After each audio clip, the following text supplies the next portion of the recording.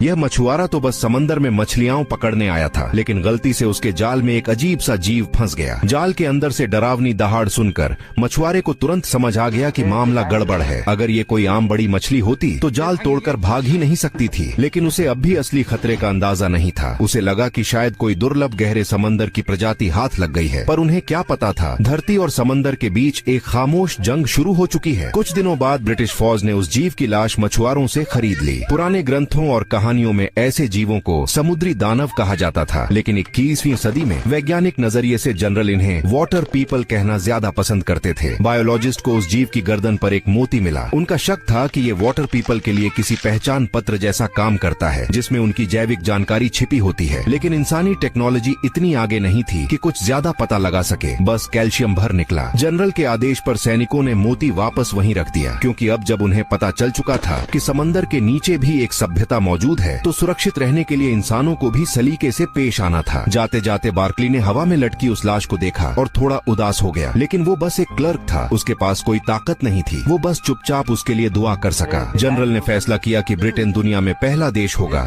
जो समुद्री सभ्यता से दोस्ती बनाएगा। रिसर्च विभाग ने पहले से ही एक ट्रांसलेशन सिस्टम बना लिया था जो वाटर पीपल के आवाजी अंगों पर आधारित था। भले ही वो अभी टेस्टिंग में था, पर फिर भी कुछ छोटे छोटे वाक्य बोल सकता था। ऊपर से समंदर शांत दिख रहा था, पर सबको भरोसा था कि दूसरी तरफ वालों ने हमारा संदेश जरूर सुन लिया होगा। बस अब उनके जवाब का इंतजार था। लेकिन उसी रात जब सारे सैनिक लाइट बंद करके सोने की तैयारी कर रहे थे, एक नया खतरा चुपके से उस वेयरहाउस के पास पहुंच चुका था जहां लाश रखी हुई थी। 2 कॉर्पोरल रात की ड्यूटी पर थे। उन्हें लगा वो बस सड़ी गली मछली की रखवाली कर रहे हैं, कुछ खास होने वाला नहीं। ऊपर से कैंप में सारी निगरानी थी। कोई भी घुसपैठिया दिखते ही अलार्म बज जाता, पर उन्हें क्या पता था इस बार हमला जमीन के नीचे से होने वाला था। मॉर्गन बस चाय लेने गया था जब उसने महसूस किया कि उसके पैरों के नीचे की मिट्टी अचानक गीली हो रही है। दोनों अभी भी खतरे को समझ नहीं पाए। जेनी वॉकी टॉकी उठाने ही वाली थी कि अचानक जमीन धंस गई। मॉर्गन उसे पकड़ने दौड़ा। गीली मिट्टी पर पैर जमाते हुए उसे ऊपर खींचने की कोशिश की, बट हमेशा बस थोड़ा सा कम पड़ जाता। अब मॉर्गन को समझ आ गया कि मामला बेहद गंभीर है। उसने कमर पर बंधी वॉकी टॉकी निकाली और बैकअप बुला लिया। वाटर पीपल ने उसे रोकने की कोशिश नहीं की। उनका मिशन पूरा हो चुका था, क्योंकि इंसानों ने उनके साथी को मारा था, तो बदले में 2 इंसानी जान लेना उन्हें बराबरी लगा। अलार्म बजते ही सारे सैनिक दौड़ पड़े, पर जब वे उस कमरे में पहुंचे तो उनके होश उड़ गए। न वहाँ लाश थी, न दोनों सैनिक, और न ही कोई असामान्य निशान। बार्कली ने जमीन पर एक उभार देखा। खींचा तो पूरा का पूरा कुर्सी बाहर आ गई। जनरल को लगा कुछ गड़बड़ है। उसने वॉकी टॉकी उठाई और सैनिकों के नाम पुकारे। आवाज आई, पर ऊपर से नहीं, नीचे से। जनरल जमीन पर लेट गया और दोबारा नाम पुकारा, और आखिरकार